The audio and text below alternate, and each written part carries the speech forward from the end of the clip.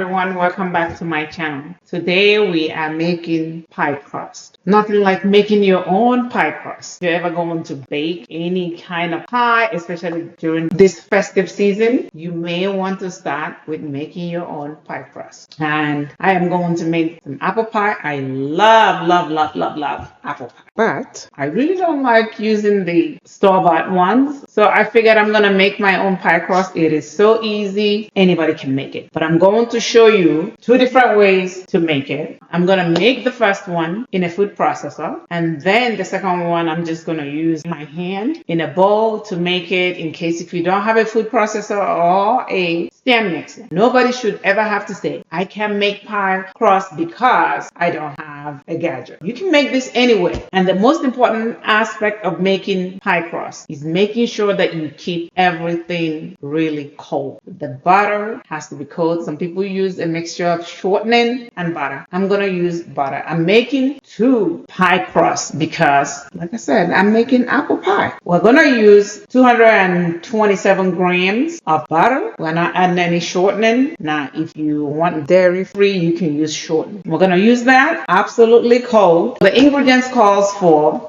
half a stick of cold butter, 1.5 cup of all-purpose flour, or any flour of your choice, but of course, I believe all-purpose is much better. Now, if you're making pie for sweet pies, things like apple pie or dessert pies, you may want to add like 1 tablespoon of sweetener of your choice. I am going to use Monk Sweetener, and that's 1 tablespoon. I'm going to use 1 teaspoon of kosher salt. And to make the pie, we're going to need about 5 to 6 tablespoons of ice cold water. So here we go. We're going to start by cubing the butter. So since I'm making two pie crusts, I'm going to cube all this and divide it into two. So I am going to place this back in the refrigerator because I'm going to need this for later. We cube this one. I'm going to clean my hand. So next we bring our food processor. We add our flour, and then we add 1 tablespoon of Monk Sweetener and 1 teaspoon of kosher salt. We add the butter, then close our food processor, and we're just going to mix. Now, if you look at it, it looks really great. All the butter has mixed really well, and it's still very powdery. Next, what we're going to do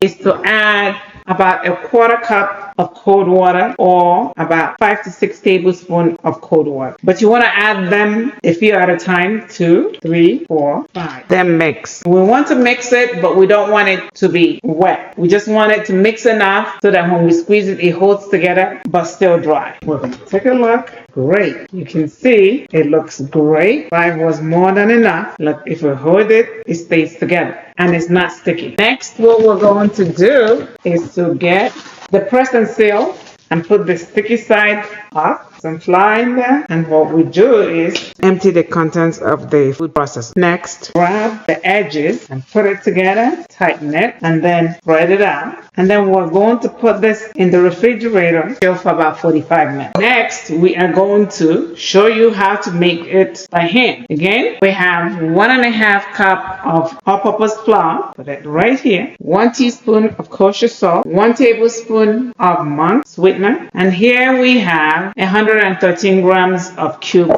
unsalted butter. Now, you can do it one or two ways. You can use a dough cutter to mix it, or you can use your hand. So I'm going to start with the dough cutter, just to prevent my hand from warming up the butter.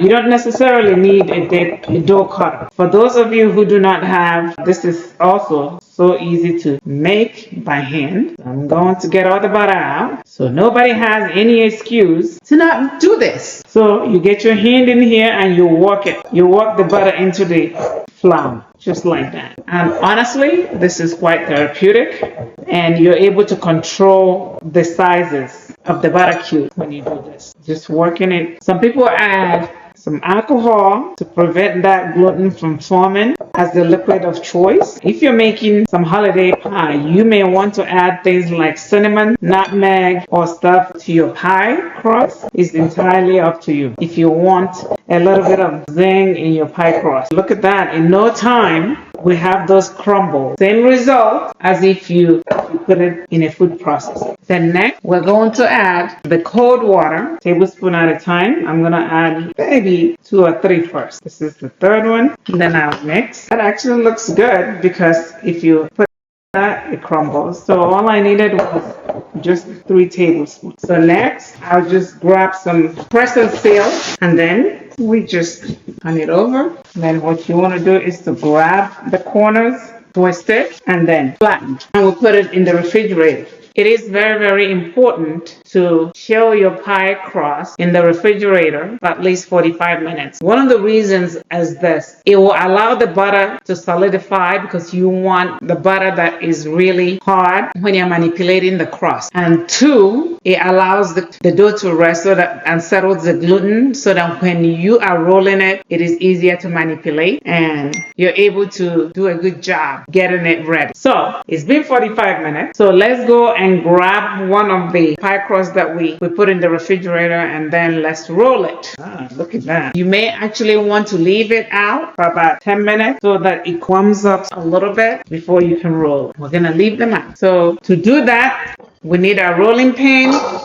We have our 9-inch pie plate, and we are going to place a lot of flour. Now you can either do this, or I'll show you a different way also to roll this with the second one. And then we add a little bit of flour. We want to make sure that when we roll this, we roll and then we turn it a 1/4 inch and then we roll. You don't want it to stick to the surface that you're rolling it. So here we go. We want to roll. If you find that it's cracking a little bit, it is too dry, you want to add it back and then use this to make sure that all the flour has been incorporated. Just using your hand to mold it helps it out. Making sure you always turn it once you roll it once or twice. 1/4 turn. If it cracks, that's okay. Now you want to roll it, making sure that it's able to turn. Now you want to check to make sure, and that is perfect. So it feels like it's going to feel. Now you can do it 1 or 2 ways. You can roll the pie like this and then bring it and unroll it over the plate. You don't want to push it. You want to just let it sink in like that, and then use your hand. And once you're satisfied, now you can trim it or you can fold the edges under. And this helps to protect the edges of the crust. It gives them the extra layer. You just fold it underneath itself like that, and then you can start by doing whatever design that you want. You can use a fork, and then what you want to do is cover this in a saran wrap and put it in the refrigerator to freeze overnight before you can use it. You want it